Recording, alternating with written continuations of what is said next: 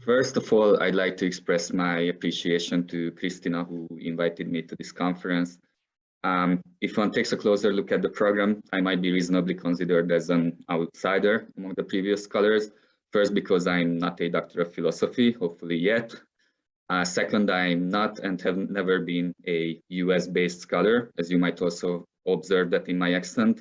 Thus, my first slide today is about who on earth I am actually.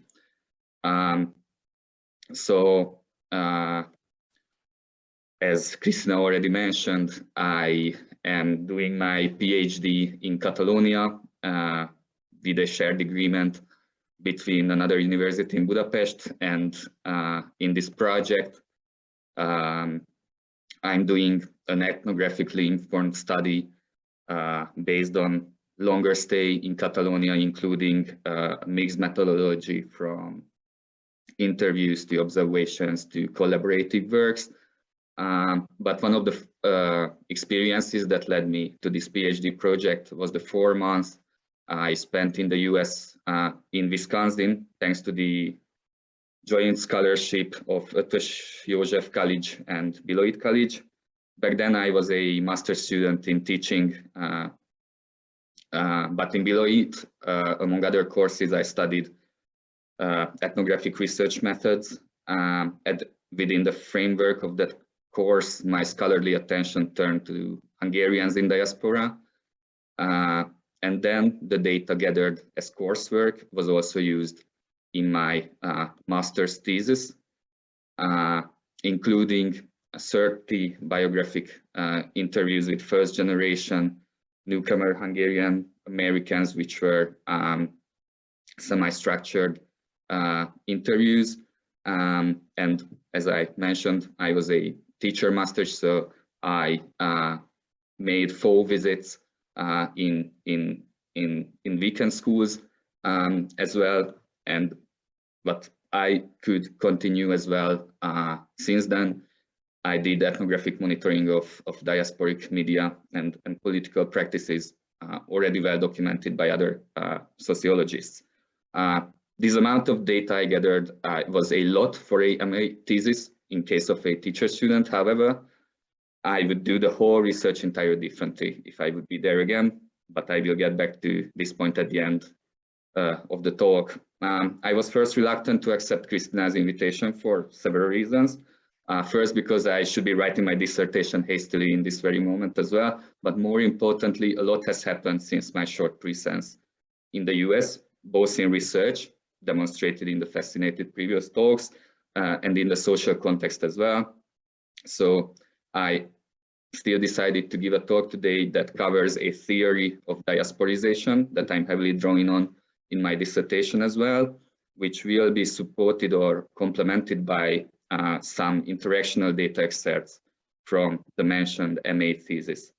In this sense, this presentation will be a bit more theoretical than usual, but I hope at the end some of my arguments will be still found useful. But first, about my background in theory. The title of my talk today was a clear reference to a book edited by Monica Heller, the Canadian linguist anthropologist, Bilingualism, a Social Approach, in which, in the introductory chapter, she argues that bilingualism is also a topic of academic research, but it is also a topic of public debate. And the way bilingualism is understood might strongly differ in these two discourses. She sees language as a set of practices that are socially and politically embedded. Speakers are also seen as social actors, and the boundaries between languages, speakers, etc., are understood as products of social action. This theoretical framework was lately considered as critical ethnographic sociolinguistic research. Ethnographic here refers to in-depth situated exploration of linguistic and social processes. Sociolinguistic refer to studying the language matters studying the language issues that matter for the speakers. And critical may sound a bit confrontative adjective, but the way it is used here is that it put questions of power in the center of inquiry, which means that it would like to take a closer look at what is usually taken for granted, such as bilingualism, heritage, diaspora, and endeavors to capture the same particular point of departure or point of view from where we are observing language and linguistic practices, because, as the authors argue, what we research also has consequences on both language and both society. It is also a question, why now? Doing this, I mean the merge of linguistic anthropological questions and social linguistic inquiry. And the literature on that says that there are a lot of new things in the last 2 decades, such as globalization and transnationalism, the way late modernity emerged into a lot of spheres of our lives, and also that authority is questioned in a lot of phases of our lives. So first of all, I go to what is diasporization, or what I mean by that. Diasporas in the literature of social sciences has been usually defined as scattered immigrant communities, drawing on 3 criteria. I mean, the definition of diaspora drew on 3 criteria: dispersion, orientation to the homeland, and boundary maintenance. However, it turned out to be highly problematic, and some scholars lately argue that a focus should rather be put on diasporic identity formation, the way these identities are transmitted through media practices and through political practices as well. But a question might be asked, what qualitative social linguistic inquiry might propose for diaspora studies? First of all, there is a line of research which advocates for thinking diaspora from below. As Jonathan Rossa and Trivedi put it, the aim of this kind of research is to track the dynamic situated processes through which diasporic identities are constructed, enacted, and transformed, because this way of researching has a potential to address the language issues of diasporization that matter for the diasporic subjects, the speakers themselves. So diasporic here is understood as something which is interactionally, or more broadly semiotically, achieved, performed, reproduced, or even deconstructed. So diaspora is not something which is out there in the nature. It is something that we do. We do it right in this moment by having a conference on heritage language. It is also a diasporic practice, actually. So what qualitative social linguistic or critical social linguistic study might propose, again, where is language, or more broadly communication and semiosis, is there in the process of diasporization. My first encounter with such processes when I was in the US was through a media contest, a song and a video clip called Örökségünk.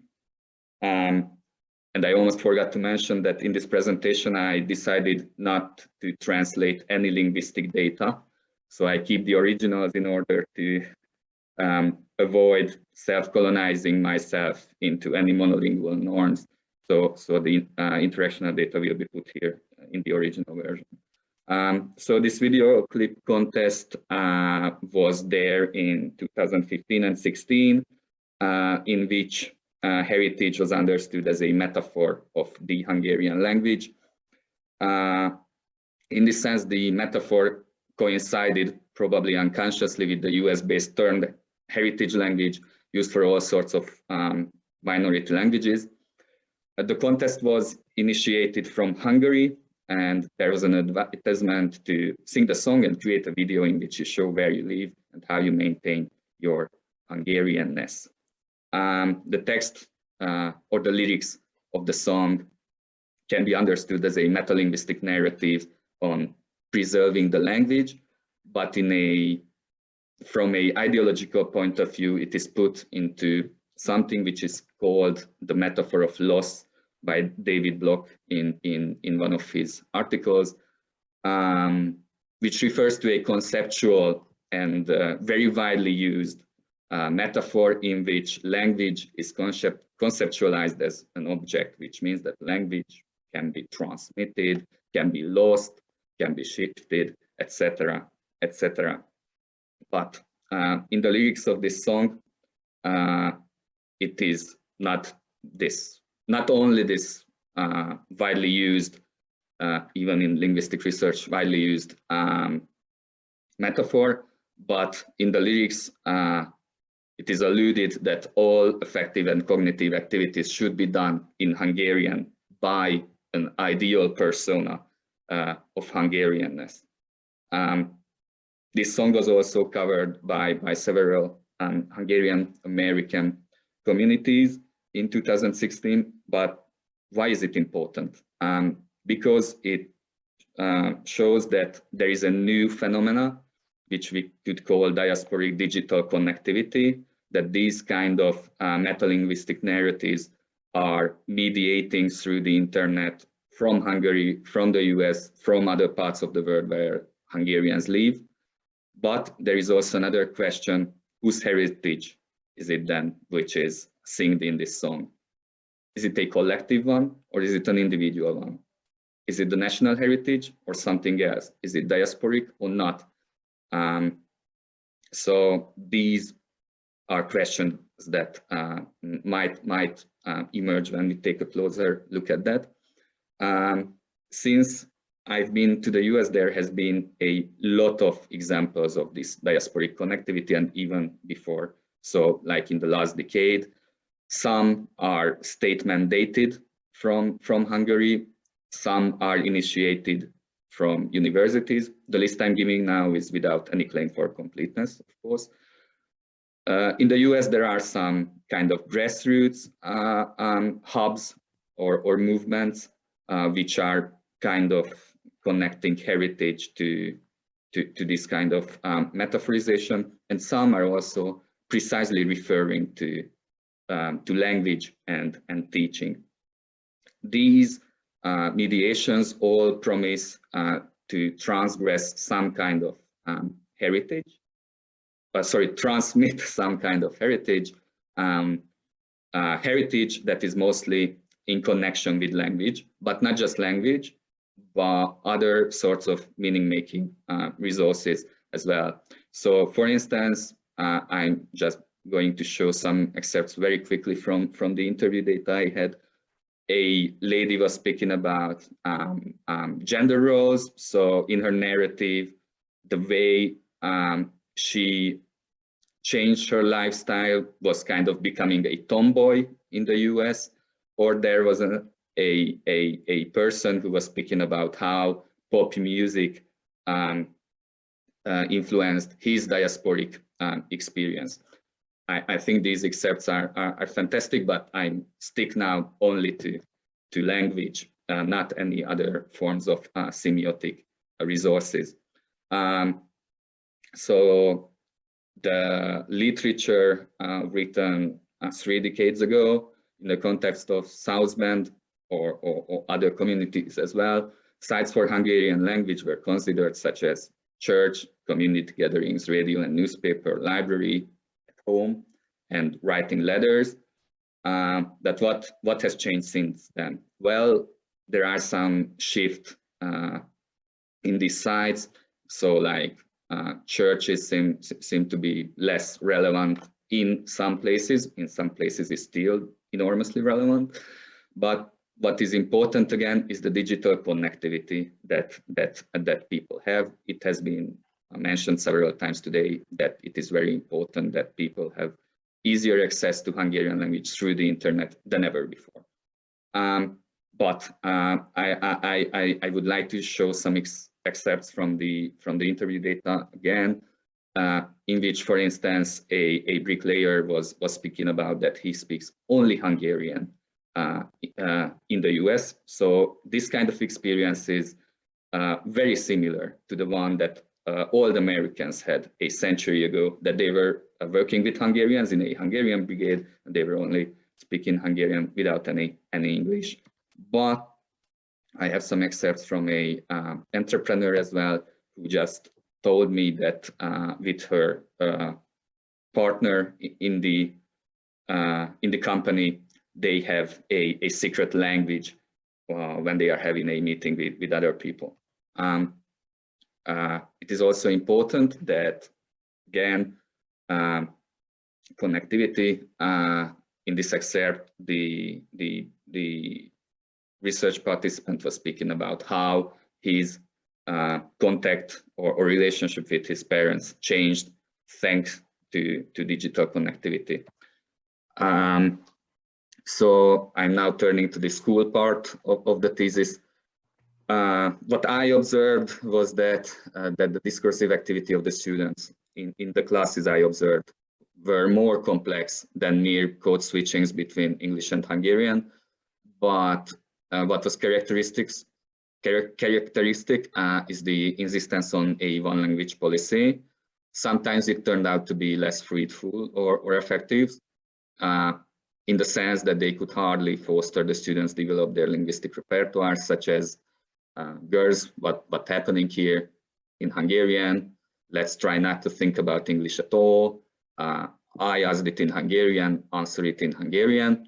And this last sentence was said by a teacher to another adult in the classroom, mit még szingoloditta language-eket. But what I also observed, that sometimes it can be effective to draw on more than the Hungarian named language.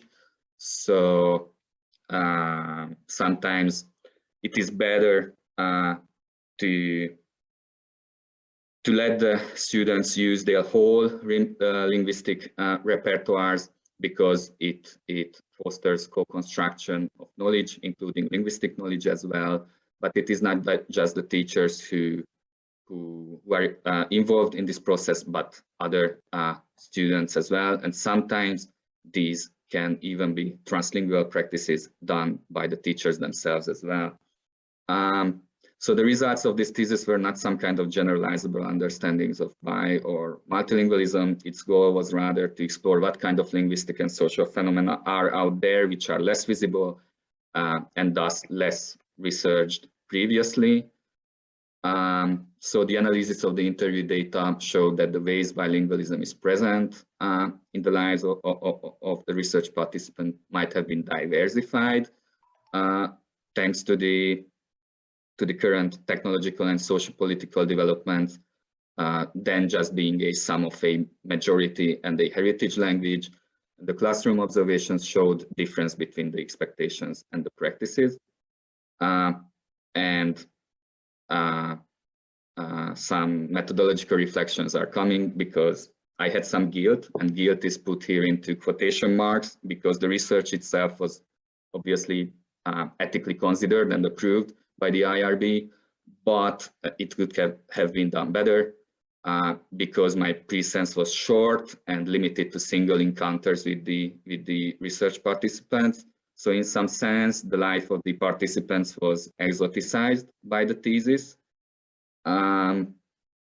This might be always a problem in case of field work when the research site is far from the actual place of residence of the researcher, but a possible solution to tackle this issue might be an ethnographically grounded or collaborative research, which I'm trying to do in my thesis as well. But I'm showing a example for that in a diasporic research done on Senegalese Norwegians, where the visualizations of the findings were given back to the research participants before publication.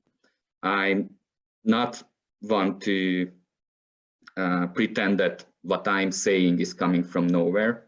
So Professor Contra already urged the ethnographic grounding of social linguistic inquiry in 1990.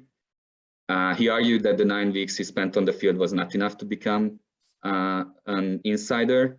He was the professor who they lied, who studied them in order to write a book about them. His reasons, however, more like practical. Longer stay would have served better chances for data collection. In my opinion, there is another aspect as well, not just methodological, but epistemological, which I'm going to support with the last excerpt of this talk, an anecdote. So during my classroom observations, when doing a task in which students had to look for synonyms, the teacher told the following: I'm going to take out the thesaurus, and Gergő, me, is also going to help us as a real Hungarian. This utterance was clearly permeated by nation-state ideology on who counts as a legitimate speaker, but I argue that a long-term stay on the field, also complemented by collaborative research methods, would not just change the position of the researcher from outsider to insider, but it more importantly would also change the participant as well, in the sense that it would help them realize that they do not only have a heritage, but they are also real Hungarians. Thank you for your attention.